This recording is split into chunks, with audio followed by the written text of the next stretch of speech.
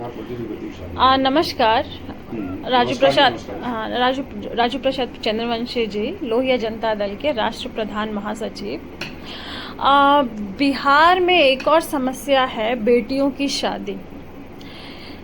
बहुत सारे जो परिवार हैं जिनके पिता ज़्यादा उनकी कमाई नहीं है, जो एक कम्युनिटी हॉल नहीं बुक कर सकते हैं, उनकी भी इच्छा होती है कि वो अपनी बेटी की शादी में 10 आदमी को 100 आदमी को बुलाए। तो इसके लिए आपकी पार्टी में कुछ योजना है और कुछ डोनेशन या कुछ अनुदान उस परिवार को, गरीब परिवार को देने का कुछ प्रोविज़न है आपके पार्टी के लिए, पार्टी की तरफ से? सबसे पहले नमस्कार जी। और आज दीपावली का त्योहार है। समस्त देशवासियों को, प्रदेशवासियों को, विशेषकर बिहार की जनता को इस दीपावली की हार्दिक शुभकामनाएं जी। और उनका जीवन सुखमय खुशहाल हो, मेरी ईश्वर से ऐसी कामना है। इस अवसर पे जो प्रश्न है आपका, ये बिल्कुल सच प्रश्न है कि एक पिता के सामने बहुत सारी मजबूरियां होती है बेटी के हाथ पीले करने का, और इसके लिए सबसे पहले तो मैं दहेज प्रथा का घोर विरोधी हूँ और दहेज प्रथा को पूरी तरह से समाप्त करने का मैं हर संभव कोशिश करूंगा, लेकिन इसमें आम जनता का सहयोग भी चाहिए। दूसरा, जो आपने सवाल किया कम्युनिटी हॉल का, आज भी कुछ जगह कम्युनिटी हॉल है लेकिन वो बदहाल है। अरे कम्युनिटी हॉल 500 लोगों के हिसाब से बनाइए। हर ग्राम पंचायतों में, शहरों में इतनी जगह है कि प्रत्येक वार्ड में 500 लोगों के लिए कम्युनिटी हॉल बनाए। और कम्युनिटी हॉल बनाने से नहीं होगा, उस कम्युनिटी हॉल में लाइट, बत्ती और जो है सजावट, मेंटेनेंस मेन इम्पोर्टेंट है। मेंटेनेंस गवर्नमेंट की तरफ से दिया जाए, उससे भी काम नहीं होगा। हम उससे आगे बढ़ रहे हैं। लोहिया जनता दल चुनाव चिन्ह पार्टी जो हमारा है, और हम उससे आगे बढ़ते हुए हम हर कम्युनिटी हॉल में जहाँ पे बनेगा उसी ग्राम पंचायत के आसपास का योग्य 4 व्यक्ति रखेंगे सरकार की ओर से, और वो उसको मेंटेन करेगा। बाग बगीचा से लेके नल पानी से लेके साफ सफाई से लेके सारी चीजें मेंटेन की जाएगी। और इसके अलावा ताकि उन बेटियों को भी जो अंदर दिल में मनोकामना है, जो अपने पिता से अपनी गरीबी देख के नहीं कर पाती है, वो भी कम्युनिटी हॉल में एक अच्छा सा फंक्शन हो सके। और वो सारी जो प्राइवेट में लोग बुक करते हैं ना, हम अपनी कम्युनिटी हॉल जब सरकार में आएंगे, बनाएंगे, तो वो सारी सोफा से लेके वो सारी चीजें प्रत्येक ग्राम पंचायतों में और प्रत्येक शहरों की शहरी वार्डों में हम इसको लागू देंगे।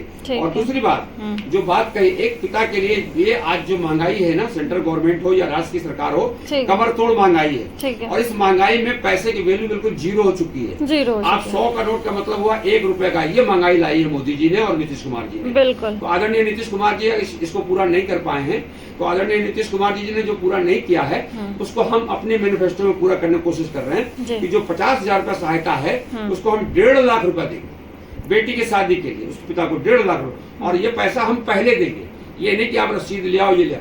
आपके यहाँ शादी है, शादी का कार्ड देंगे और एक एप्लीकेशन देंगे आपके खाते में। ये देने के तीसरे दिन 1.5 लाख रुपया के खाते में आ जाएगा, उस पिता के खाते में। ठीक है। इसके अलावा हमने एक और योजना बनाई है कि जहाँ भी शादियां होगी, कम से कम 3 चीजें हम हर बेटियों को देंगे। पलंग, गद्दा, तकिया, चादर, और इसके अलावा एक अलमारी, और इसके अलावा कुछ बर्तन।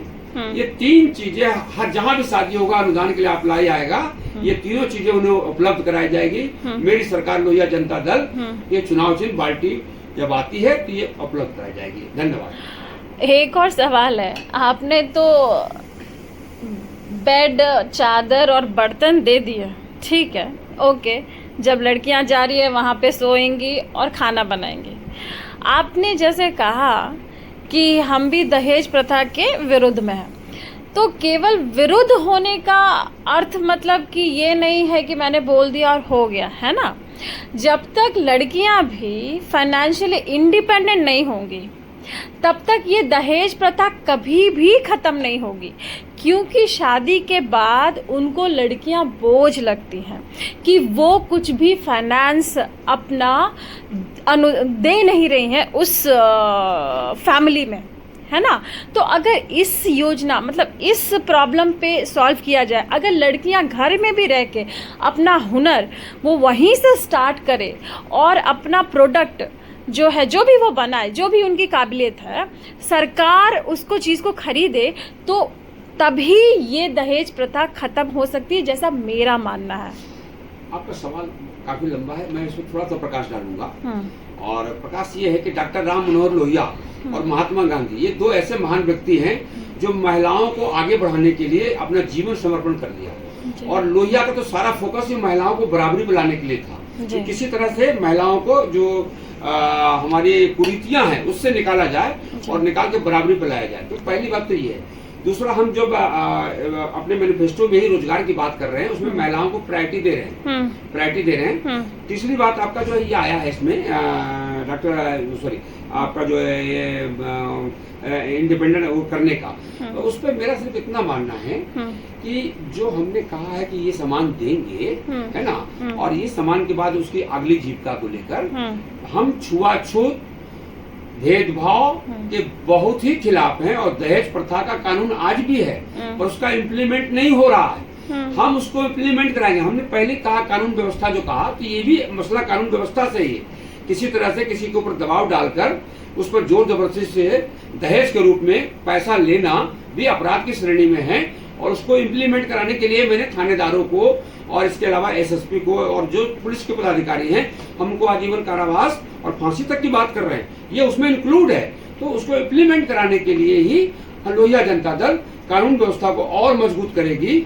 और आदरणीय जो नीतीश कुमार जी हमारे नहीं कर पाए हैं, हम उससे बेहतर करने का प्रयास करेंगे। हम बहनों को एक विश्वास दिलाते हैं कि लोहिया जनता दल डॉक्टर राम मनोहर लोहिया के विचारों को मानते हुए आपके जीवन के उत्थान के लिए और भी ऐसी कई योजनाएं बनाएंगे, उसकी कमेटियां बनाएंगे, जिससे और उसका ओपिनियन भी हम अपनी बहनों से लेंगे, महिलाओं से लेंगे। उसके ओपिनियन के साथ एक नया कानून बनाकर कैसे इसको और जोड़ा जा सकता।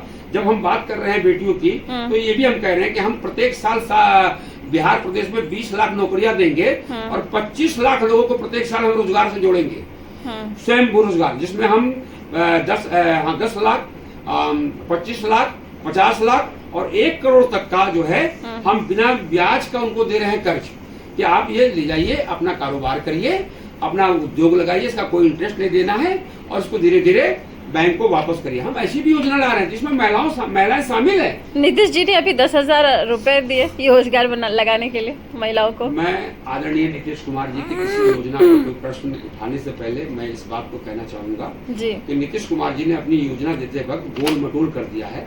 उन्होंने एक लाइन का एक जियो ऑर्डर नहीं पास किया है कि ये जो मैं 10,000 दे रहा हूँ ये आपको वापस नहीं करना पड़ेगा। सबसे पहले नीतीश कुमार जी की जो योजना 10,000 वाली महिलाओं को दे रहे जीविका दीदी के माध्यम से, उन्हें एक लाइन का एक जियो ऑर्डर निकालना चाहिए कि ये जो 10 रुपया जिन महिलाओं को, हमारी माता बहनों को मिल रहा है, ये वापस नहीं करना पड़ेगा। इतना लिख दे, मैं नीतीश जी की योजना को प्रणाम करूंगा। अच्छा, नमस्कार। नमस्कार।